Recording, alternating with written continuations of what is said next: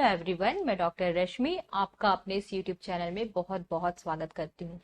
Friends, आज के इस वीडियो में हम देखेंगे कि आईबीएस या इरिटेबल बाउल सिंड्रोम क्या होता है, इसके क्या क्या कॉजेज हैं, इसके क्या साइन एंड सिम्टम्स होते हैं जिसे देखकर हमें पता लग सके कि हमें आईबीएस है, और वो लास्ट में वो होम्योपैथिक मेडिसिन जिसे लेकर हम अपने इस आईबीएस से, इस इरिटेबल बाउल सिंड्रोम से काफी हद तक निजात पा सकते हैं। तो फ्रेंड्स, ये वीडियो काफी इंफॉर्मेटिव एंड यूजफुल होने वाला है। अगर आप मेरे इस चैनल में नए हैं और चैनल को अब तक सब्सक्राइब नहीं किया तो रिक्वेस्ट है लाइक सब्सक्राइब करना ना भूलें, ताकि इसी तरीके की इंफॉर्मेटिव वीडियो के नोटिफिकेशन आपको मिलते रहे। तो फ्रेंड्स, वीडियो शुरू करते हैं। तो फ्रेंड्स, अब हम देखेंगे कि ये इरिटेबल बाउल सिंड्रोम या आईबीएस क्या होता है। आईबीएस हमारे इंटेस्टाइन या हमारे आंतों में होने वाली एक तरीके की डिजीज है। इसमें जो इंटेस्टाइन का जो पैरास्टेटिक मूवमेंट होता है ये काफी डिस्टर्ब हो जाता है, जिसके कारण हमें डायरिया, कभी डायरिया या लूज मोशन, या कभी हमें कॉन्स्टिपेशन या कब्जियत, या कभी पेट में मरोड़ जैसे लक्षण हमें देखने को मिलते हैं। इसे हम थोड़े से और ज्यादा डिटेल में समझने के लिए डाइजेस्टिव सिस्टम थोड़े अच्छे से समझ लेते हैं कि जो भी हम खाना खाते हैं, जो फूड पार्टिकल्स हम खाते हैं मुंह के थ्रू, ये एक इसोफेगस जैसे एक पाइप जैसा एक स्ट्रक्चर होता है डाइजेस्टिव सिस्टम में, उसमें आता है। उसके बाद ये एक स्टमक में आके या हमारे अमाशय में आके कलेक्ट होता है, जहाँ कुछ डाइजेस्टिव जूसेस होते हैं या कुछ एंजाइम्स होते हैं जो उसे डाइजेस्ट करते हैं। फिर ये जो फूड पार्टिकल्स है, जो हमारा खाना है, हमारा जो भोजन है जो हमने खाया है, वो डिओडेनम के थ्रू होके आपके स्मॉल इंटेस्टाइन में आते हैं या छोटी आंत में आते हैं। वहां से ये लार्ज इंटेस्टाइन में आते हैं।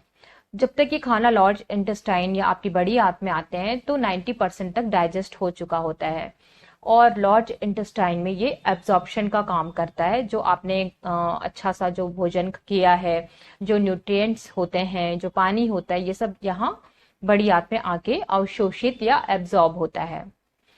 तो किसी कंडीशन से जब जो हमारा इंटेस्टाइन है, इसका जो मूवमेंट होता है, जो पैरास्टेटिक मूवमेंट या इसे हम कहते हैं कॉन्ट्रैक्शन या रिलैक्सेशन का एक तरीके का मूवमेंट होता है, जिसके कारण जो वेस्ट है, जो अच्छे हैं वो तो एब्जॉर्ब हो गए, लेकिन जो वेस्ट प्रोडक्ट होते हैं, जो मल होता है, वो उसे हम बाहर निकालने के लिए इंटेस्टाइन एक तरीके का मूवमेंट करता है। तो किसी कारणों से जब ये डिस्टर्ब हो जाता है, या तो बहुत फास्ट होता है, अगर ये फास्ट होता है तो आपको लूज मोशन या डायरिया देखने को मिलता है, या कभी ये स्लो हो जाता है तो आपको कॉन्स्टिपेशन जैसे लक्षण देखने को मिलते हैं। और ब्लॉटिंग भी होता है, जैसे पेट में बहुत ज्यादा पेट फूलना, गैस आना। तो ये जो इसके कारण पेट में मरोड़, नेवल एरिया जो होता है, जो अपना नाभि के आसपास चारों ओर आपको काफी मरोड़ जैसा पेन हो सकता है। तो फ्रेंड्स, ये रहा इरिटेबल बाउल सिंड्रोम, जो इन शॉर्ट हम कहें कि आंतों का एक डिसऑर्डर है। आंतों के इस डिसऑर्डर में इंटेस्टाइन का जो मूवमेंट है, जो पैरास्टेटिक मूवमेंट है, वो काफी डिस्टर्ब हो जाता है। तो आगे हम देखेंगे फ्रेंड्स कि इसके सिम्टम्स और इसके कॉजेस क्या क्या हैं। तो फ्रेंड्स, अब हम बात करते हैं आईबीएस या इरिटेबल बाउल सिंड्रोम के कॉजेस की। तो इसका कोई पर्टिकुलर कॉज या कारण नहीं होता, जैसे जेनेटिकली या इस तरीके का कोई कॉज नहीं होता कि आपकी फैमिली में मिल रहा तो आपको मिले, तो ऐसा इसका कोई कॉज नहीं होता। लेकिन हाँ, जैसे क्लिनिकल प्रैक्टिस में हम देखते हैं कि जो आईबीएस के पेशेंट आते हैं उनके में कहीं ना कहीं इरिटेबिलिटी, जैसे आईबीएस है इरिटेबल बाउल सिंड्रोम, तो जो पेशेंट है उनके में भी ऐसे चिड़चिड़ापन सा नेचर देखने को मिलता है। वो काफी चिड़चिड़े से होते हैं, एंग्जाइटी या स्ट्रेस लेने के बहुत आदी होते हैं, बहुत ज्यादा सोच विचार करने वाले पेशेंट होते हैं, तो उनको इस तरीके का आईबीएस का सिम्टम देखने को मिल सकता है।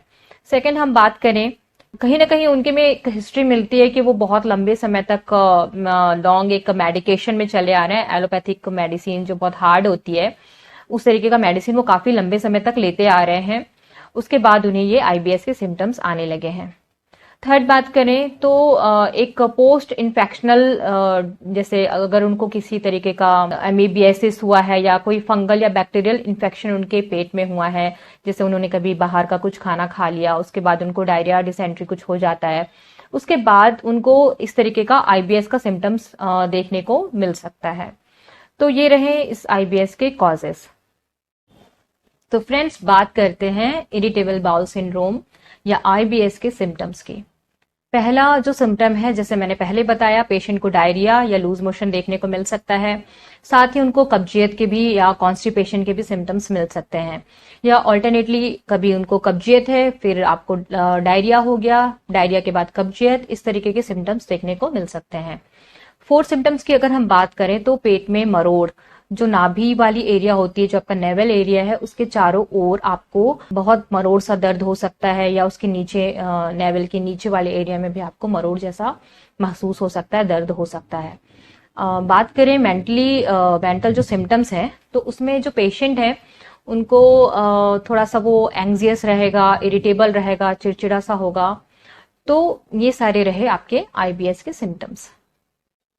तो फ्रेंड्स, अब हम बात करते हैं होम्योपैथिक मेडिसिन की।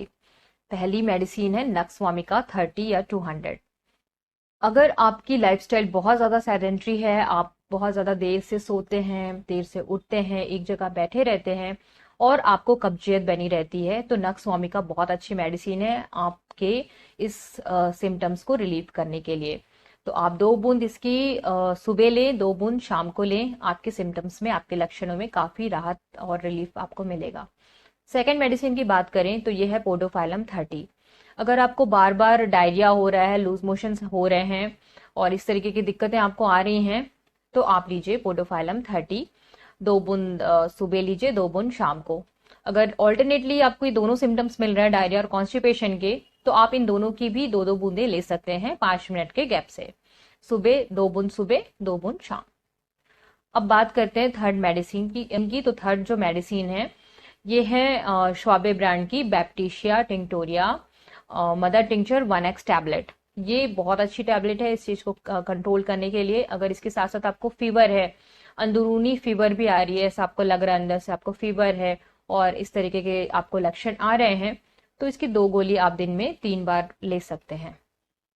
फोर्थ मेडिसिन की बात करें तो ये एलन की है, एक रखी हुई है मेरे पास आईबीएस, ये जो ड्रॉप रखी हुई है इरिटेबल बाउल सिंड्रोम की आईबीएस ड्रॉप, आप इसे भी ले सकते हैं 20 ड्रॉप्स आधे कप पानी में दिन में 3 बार।